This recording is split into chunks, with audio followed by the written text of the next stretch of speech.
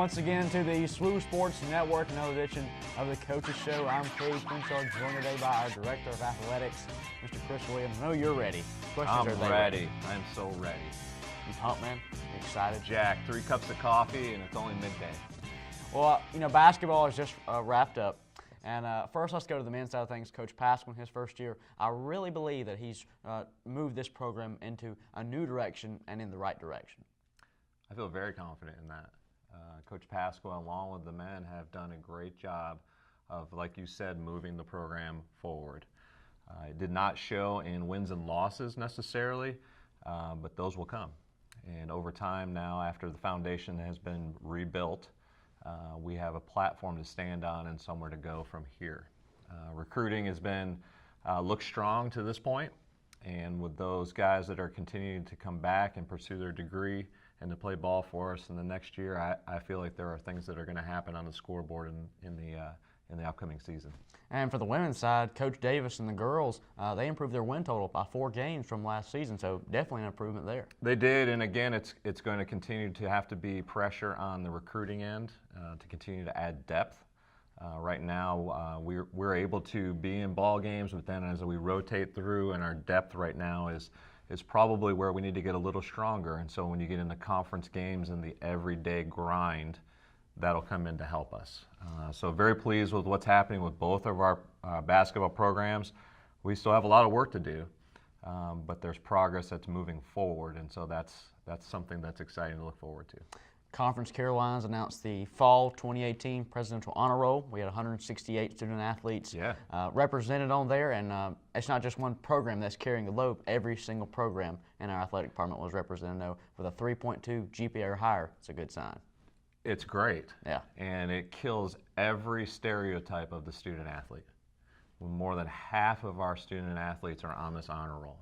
And so that doesn't even speak to all the others who are at 3.2 or lower, because most of them are hanging around the 3.0 area. And so to have almost a group of 300 student athletes who are just killing it in the classroom, kudos to them. Just kudos. And so it continues to knock down every stereotype of a student athlete. And we all know what those are. They're just here to play their sport. They're not engaged in the classroom. They're not engaged in the community. Not here. And I see students who genuinely care about their academics. And it's showing up in both our entrance exams as we admit students, but also as we continue on through their 3-4 years here.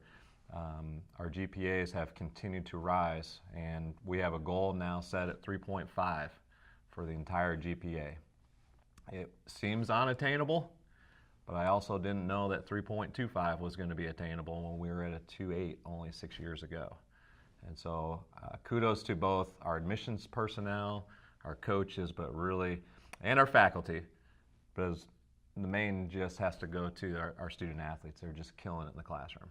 Well, just this week, women's lacrosse got their first win in program history, just the second year in existence. And just can you take me through the process there when you brought Coach Schneider in? She's named as the first coach in program history, and took a group of girls. Some had played, some had some experience. Other girls had never even heard of lacrosse, but they decided to come out for the team. And now they got their first program win, and hopefully one of many, many to come. Yeah, I was pumped, and I was really pumped for Coach Schneider and the ladies. Last year was hard because we didn't win a game. Again, though, it's one of the hardest things for a program is to actually just get it started.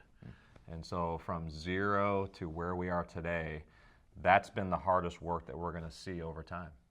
And so Coach Snyder came to me highly recommended as a young up-and-coming coach because she had served in the field as both a student athlete, and then she had worked as an assistant coach, and then was very well known in the refereeing ranks. And so she knows the game, and she has a ton of contacts. And so as she continues to grow as a coach, she will continue to see recruiting just go through the roof. And already this year we've seen the talent level go from A to B. And I think now that you see some of the belief come in, because it takes that one victory to have belief that really it can happen, there was a different, what can I say, a different step to our students as they walked into the gym last night and were recognized for their first program victory. Again, just excited for them. In fact, we're going to do dinner together tonight and celebrate. So if you hear us down at Moe's, you can yell, "Welcome to Moe's!" Welcome to Moe's. There we go. Well, we're looking for a corporate sponsor out of that too. I hear you. Well, Coach, one final thing. Well, two final things. I'll get you two more. Getting into spring sports, Coach Atkins and the softball team, Coach Gillespie and the baseball team, getting things going on the diamond, men's golf and ladies golf getting going here as well. But also for track and field. And Coach Thiel, they're not only setting school records, but setting conference records, and they're doing it against Division I talent as well at some invitationals. Yeah, and in particular on the women's side, really strong. And we just missed an NCAA mark. We found out late last night. We were the first person not to get in, my Sherry, and I think she's going to just continue to evolve as a student athlete here, and I no doubt that she's going to make it at some point, and I'm hopeful that more of our track students do. I was able to see them at the indoor cross-country championships, and it was fun for me to be able to watch that, but also to celebrate with them with the individual victories, but also then the second place finish by the women. Softball and baseball, we are making huge strides. You've talked recently with baseball, and to be on the win streak that they were on, and then the phenomenal comeback in the bottom half, and to walk off and win that thing, and then to watch our softball ladies and Coach Atkins, the caliber of athlete and the competitiveness that I'm seeing on the field is the best in years. And so I'm excited to see, and I think that we're going to surprise some people in conference play.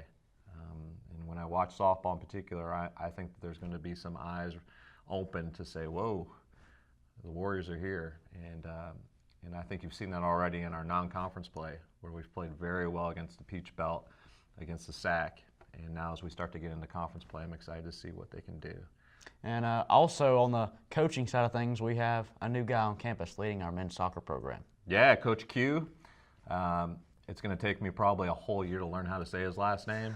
But Coach Q comes to us with really a passion to serve the student athlete and to come in and to really love on these guys, to recruit talented student athletes, but also to recruit student athletes who want to serve one another. And that's really being part of a team. It's not about you.